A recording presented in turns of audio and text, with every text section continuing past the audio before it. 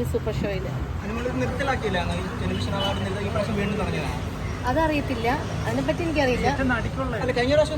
രണ്ടാമത്തെ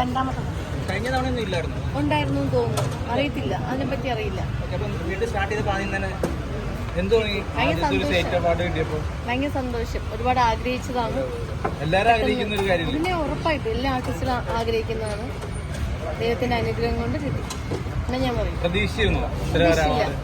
എൻ്റെ അടുത്ത് ഇതിന്റെ റൈറ്റർ ഷബീർക്ക പറഞ്ഞിട്ടുണ്ടായിരുന്നു, നിനക്ക് ചിലപ്പോൾ കിട്ടും, നന്നായിട്ട് ചെയ്യാനൊക്കെ പറഞ്ഞിട്ടുണ്ടായിരുന്നു. പിന്നെ വെറുതെ ചെയ്യാൻ വേണ്ടിയിട്ട് പറയണമെന്ന് വിചാരിച്ചു.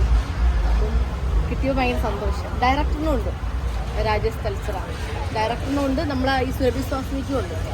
സെക്കൻഡ് തന്നെ ഉള്ളൂ.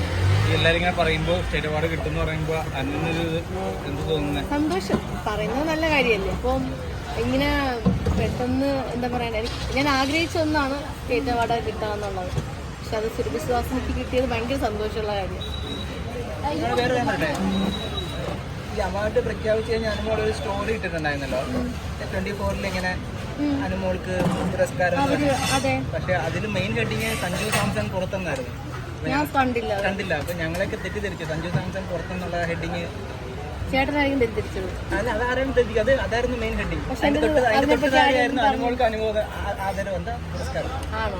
അത് ന്യൂസ് ഞങ്ങൾ വിചാരിച്ചു ലൈവായിട്ട് പൊക്കോണ്ടിരിക്കുന്നല്ലേ, ഓരോ ന്യൂസ് പൊക്കോണ്ടിരിക്കുന്നതല്ലേ. സഞ്ജു സാംസൺ പുറത്തായതിനെ ഇതാക്കിയതാന്ന് വിചാരിച്ചു.